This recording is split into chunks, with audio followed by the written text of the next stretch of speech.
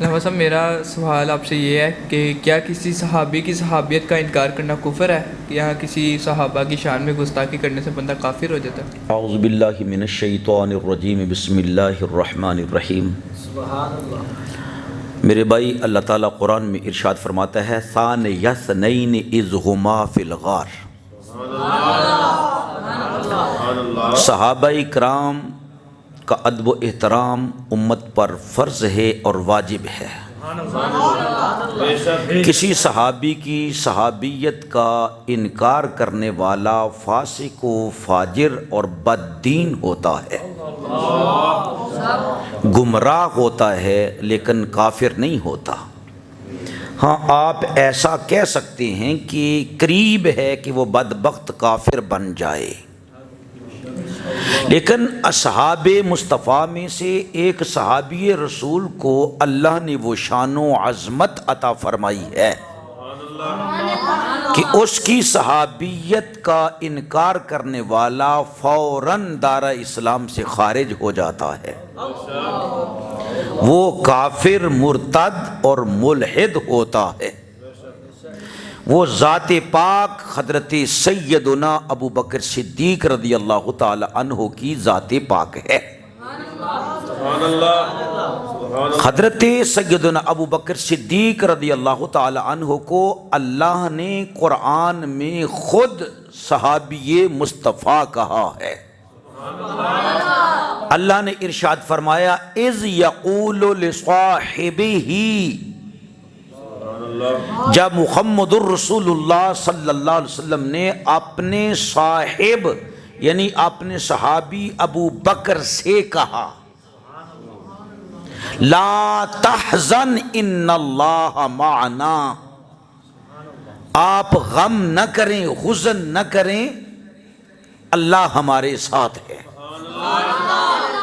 حضرت ابو بکر صدیق رضی اللہ تعالیٰ عنہ رسول اللہ سے عرض کرنے لگے یا رسول اللہ، کافر بالکل قریب پہنچ گئے، اگر وہ اپنے قدموں کی طرف دیکھیں تو ہم ان کو ضرور نظر آ جائیں گے۔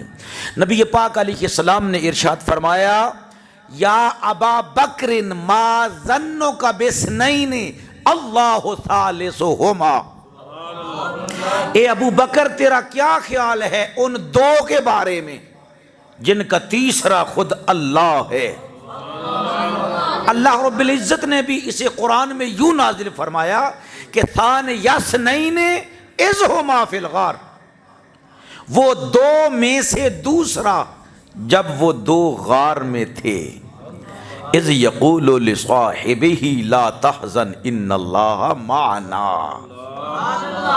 تو یہاں پر بھی بتایا یہ جا رہا ہے کہ دو انسان تھے، ایک پاک پیغمبر اور ایک جناب ابو بکر صدیق رضی اللہ تعالی عنہ، ان میں تیسرا کوئی بشر نہ تھا۔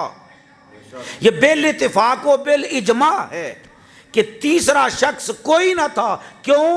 اللہ کے قرآن نص سے یہ ثابت ہے۔ تیسرا کون تھا؟ اللہ نے فرمایا جہاں میرا حبیب مکرم ہو، جہاں ابو بکر صاحب رسول ہو، وہاں پر تیسرا میں ہوں۔ وہاں پر تیسرا اللہ نے فرمایا میں بھی تمہارے ساتھ تیسرا ہوں۔ تو عزیزان گرامی قدر، اللہ تعالیٰ نے ابو بکر صدیق رضی اللہ تعالیٰ عنہ کو وہ شان عطا فرمائی ہے کہ ابو بکر صدیق کا انکار کرنا نص قرآن کا انکار کرنا ہے، جو کفر ہے۔ یہ کوئی شیعہ اور سنی کا معاملہ نہیں ہے، بلکہ کفر اور اسلام کا ہے۔ ابو بکر کو ماننا اسلام ہے، ابو بکر کو ماننا رسول اللہ صلی اللہ علیہ وسلم کو ماننا ہے، ابو بکر کو ماننا قرآن کو ماننا ہے، ابو بکر کو ماننا اللہ کو ماننا ہے۔ ابو بکر کا انکار کرنا دین اسلام کا انکار کرنا ہے، ابو بکر کا انکار کرنا مصطفیٰ کا انکار کرنا، ابو بکر کا انکار کرنا خود خدا اللہ رب العزت کا انکار کرنا ہے، اور قرآن کا انکار کرنا ہے کہ قرآن نے کہا صاحب ابو بکر صدیق رضی اللہ تعالیٰ عنہ کو۔ تو جو ابو بکر صدیق رضی اللہ تعالیٰ عنہ کی بارگاہ میں برا لفظ کہتا ہے، ابو بکر صدیق رضی اللہ تعالیٰ عنہ پر زبان دراز کرتا ہے، بھونکتا ہے، تو یاد رکھ لو کہ اللہ نے اس کے سینے سے ایمان کو سلب فرما لیا ہے۔ اس بدبخت کو پہلے اللہ نے کافر کیا ہے، پھر اس کو ڈھیل دی ہے کہ تو ابو بکر صدیق رضی اللہ تعالیٰ عنہ کی شان میں بکواس کرے۔ اللہ تعالیٰ سے توبہ استغفار کرنی چاہیے۔ حضرت علامہ آلوسی رحمۃ اللہ علیہ روح المعانی میں فرماتے ہیں کہ اذ یقول لصاحبہ میں آپ کی صحابیت نس قطعی سے ثابت ہو گئی، نس قطعی ہے۔ وَلَمْ يَثْبُتْ ذَلِكَ لِأَحَدٍ مِّنْ أَصْحَابِ رسول اللہ، اور یہ صحابیت انفرادی طور پر صرف اور صرف مقام و مرتبہ ابو بکر کا ہے، کسی اور کے لیے یہ ثابت نہیں ہے کہ اللہ نے صحابی کہہ کر کسی کے بارے میں لوگوں سے کہا ہو کہ وہ رسول اللہ صلی اللہ علیہ وسلم کا صحابی ہے۔